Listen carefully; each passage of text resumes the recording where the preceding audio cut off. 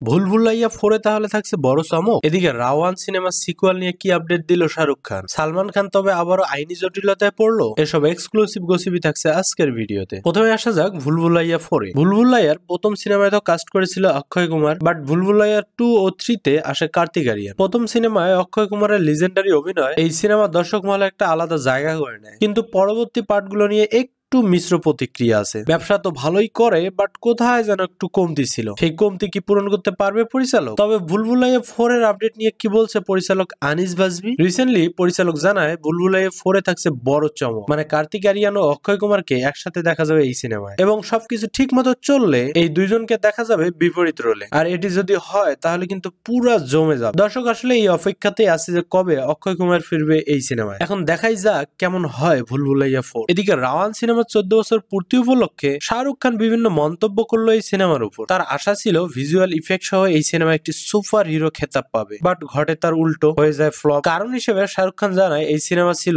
সময়ের অনেক আগে, তখন সুপার হিরো বা এত হাই সিজিআই এর সিনেমা মানুষ বুঝতেই পারেনি। তবে আজকের দিনে এই সিনেমা মুক্তি পেলে অনেক ভালো ব্যবসা করতো বক্স অফিসে। হ্যাঁ, ঘটনা কিন্তু সত্য, রাওয়ানের আগে এত ভালো ভিএফএক্স এর মুভি বলিউডে দেখা যায় এবং মানুষও খুব একটা কানেক্ট করতে পারেনি। সো যা হবার তাই হয়। তবে আজকের দিনে এই সিনেমা মুক্তি হলে হয়তো অনেক রেকর্ডই ভেঙে দিত। এই সিনেমার সিকুয়াল আসবে কিনা এ বিষয়ে শাহরুখ খান জানায় পরিচালক অনুভব সিনহা যদি মনে করেন যে এই সিনেমার সিকুয়াল আসার দরকার, তাহলে অবশ্যই এর সিকুয়াল আসবে। মানে রাওয়ানের সিকুয়াল আসার একটা সমূহ সম্ভাবনা আছে, তবে বিষয়টা সম্পূর্ণ নির্ভর করছে পরিচালক অনুভব সিনহার উপর। আর রাওয়ানের সিকুয়াল আসলে কিন্তু ভালোই লাগবে, তাই না? এবার দেখাই যাক সামনে কি হয়। এদিকে সালমান খান তাহলে আবার পড়লো নতুন এক আইনি জটিলতায়, আবার সেটা রাজস্থানেই। তার বিরুদ্ধে অভিযোগ দায়ের করেন সাবেক বিজেপি নেতা ও রাজস্থানের আইনজীবী ইন্দর মোহন সিংহানিয়া। তার অভিযোগটি হচ্ছে রাজশ্রী নামের পান মশলা কোম্পানি ও তাদের ব্র্যান্ড অ্যাম্বাসেডর সালমান খান জাফরান মিশ্রিত এলাচ ও জাফরান মিশ্রিত পান মশলার বিভ্রান্তিকর বিজ্ঞপ্তি দিচ্ছে। এখন বাদীপক্ষের দাবি জাফরানের কেজি 4 লক্ষ টাকা, যেটা এই 5 টাকার পান মশলার প্যাকেট দেয়া অসম্ভব। এমন বিভ্রান্তিকর বিজ্ঞাপন দিয়ে তরুণদেরকে বিপাকে ফেলছে